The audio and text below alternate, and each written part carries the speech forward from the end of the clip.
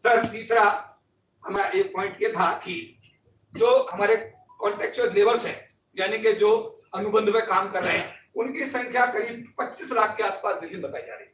और उनमें मैक्सिमम लोग शेड्यूल कास्ट के, शेड्यूल टाइप्स के लोग, शेड्यूल टाइप तो नहीं पर शेड्यूल कास्ट के लोग तो मैक्सिमम है ही। तो इनके लिए ये डिमांड पहले भी की थी, चीफ मिनिस्टर से हम भी मिले थे और हमने उनसे भी खुद भी कहा था कि साहब इनको रेगुलाइज आप करिए। उन्होंने कहा था मैं इन्हें करूंगा, वो अभी तक नहीं हो पाया है। अगर ये काम होता है तो समाज के लिए मैंने कहा ये वरदान साबित होगा। जब हम लोग फाइनेंस सेक्टर में लड़ाई लड़ रहे थे, चिदम्बरम साहब हमारे फाइनेंस मिनिस्टर थे, जो पार्ट टाइम स्वीपर थे सरकारी विभाग, यानी 27 नेशनलाइज बैंक, LIC,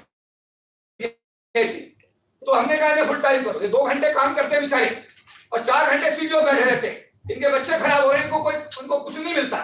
बड़ी खुशी की बात यह है कि 6 साल की लंबी कवायद के बाद देश के जो भी पार्ट टाइम स्वीपर्स थे फाइनेंशियल सेक्टर में, यानी कि नेशनलाइज बैंक, LIC और GIC में, वो सारे के सारे 1.5 लाख लोगों को ये महासंघ फुल टाइम करा करके बाबू बनाने में कामयाब हुआ और आज उनके घरों में रोशनी है।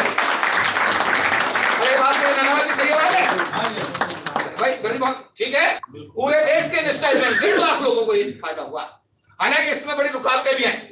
एक RP सिंह थे, पंजाब सिंध बैंक के चेयरमैन IS थे, उन्होंने कहा मैं पर महीने कर तो दूंगा फुल टाइम, लेकिन मुझे बैंक बंद करना पड़ेगा। तो वो चिदम्बरम ने ऑर्डर वापस ले लिया। फिर हम सब लोग, सारे लोग मिलकर के सोनिया गांधी से मिले कि इतना बड़ा समाज है हमारा वाल्मीकि समाज, अगर इनका आप ऑर्डर वापस लेंगी मैडम तो आपका कितना बड़ा नुकसान होगा। फिर सोनिया गांधी ने इंटरव्यू करके नहीं कि उसको दोबारा का ऑर्डर रिलीज कराया और 1.5 लाख लोगों को आज हम बाबू बनाने में कामयाब हो। तो मेरा निवेदन ये रहेगा, ये आज के कलम से जो ये कॉन्ट्रेक्चुअल एम्प्लॉयज हैं, ये फुल टाइम अगर होते हैं, परमानेंट होते हैं, तो हमारे लिए समाज के लिए वरदान बनेगा। इसके अलावा सर ये जो हमारे सफाई कर्मी हैं, अब तो हमारे सरकार के पास में MCD भी आ गया है। अब तो हमारी सरकार के पास MCD भी आ गई है। तो अब तो हमारे लिए वो जो बीच का विवाद था वो भी खत्म हो गया। तो हम ये जो हमारे सफाई कर्मी समाज के लोग हैं, उनको कई बार नौकरी मतलब पैसा नहीं मिलता, उनको वेतन नहीं मिलता। तो हमारा है कि इसमें एक ऐसा सिस्टम डेवलप हो जिससे उन विचारों को जो काम करते हैं और ऐसा काम करते कोई दूसरा कर भी नहीं सकता, तो उनका पैसा तो उनको टाइम पर मिलना चाहिए। जोरदार ताली बजाइए इस बार। सर एक हमारे समाज में जहां भी हम खड़े होते हैं एक चर्चा होती है, ये रविंद्रपाल गौतम से भी हमारी चर्चा, और एक दिन हमने चीफ मिनिस्टर साहब से भी बात की। एक दिन हमने संजय सिंह भी यहाँ पर अनेकों बार इंटरव्यू करने के लिए, संजय सिंह जी और गुप्ता जी और ये अपने मान साहब जो CM बने, ये भी इनका इंटरव्यू भी कितनी बार इस ऑफिस में हुआ, कितनी बार वो आते रहे। हमने उनसे कहा यार तुम एक बार बताओ, वोट तो तुम्हें हमारा समाज दे रहा है, SC भी दे रहा है, ST भी दे रहा है और OBC भी दे रहा है और रिक्शे वाला दे रहा है और रिक्शे वाला दे रहा है। जब राज्यसभा बनाने का नंबर आता है तुम्हें ना कोई SC दिखता, ना ST दिखता, ना OBC दिखता है। तो बात जब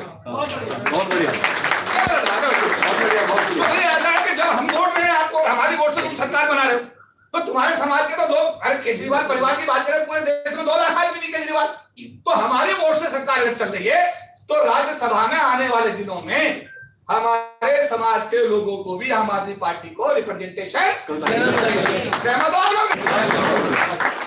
एक है जो SC प्लान का पैसा है जो आपके डिपार्टमेंट में आएगा, उसका कोई एक पैसा SC ST पे डेवलपमेंट खर्च हो रहा है। और हम ये उम्मीद करेंगे आपसे सर कि आप एटलीस्ट ये है कि जो पैसा जिस मद में अलॉट हो रहा है, यानी SC ST के डेवलपमेंट पे अगर इसका एलोकेशन हो रहा है तो इसका खर्चा भी SC ST समाज के डेवलपमेंट पे होना चाहिए। ये सही बात है? अरे सही बात है। मैं यहाँ एक बात कोट करूंगा क्योंकि मैं भी इस समय सरकार की नौकरी से इस्तीफा देकर के एक राजनीतिक पार्टी का राष्ट्रीय महासचिव हूं जिसका नाम राष्ट्रीय लोकदल है। मेरे राष्ट्रीय अध्यक्ष ने सभी अपने MLAs को चिट्ठी लिखी कि जो आपकी विधायक निधि है उसका 35% प्योरली शेड्यूल ट्राइब के डेवलपमेंट में खर्च करके उसकी रिपोर्ट मुझे देनी है।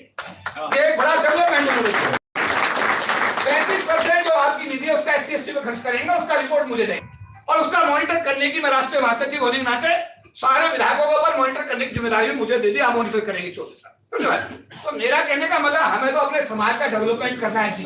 भाई सही है गलत है? हमारा समाज मजबूत होगा, आज ये समाज मजबूत है तो आज यहाँ पर हम सब लोग बैठे हुए हैं। तो ये 7 मांगे हम लोगों ने ये बनाई थी और मैं चाहूंगा कि ये बात आप माननीय हमारे जो CM साहब हैं यानी अरविंद केजरीवाल साहब, क्योंकि हेड तो पार्टी के वही हैं, ये उनके नाम और आपके नाम दोनों के नाम है, ये मैं आप सबके बिहार पर माननीय मंत्री जी को हैंडओवर कर दूं अगर आप कहें तो।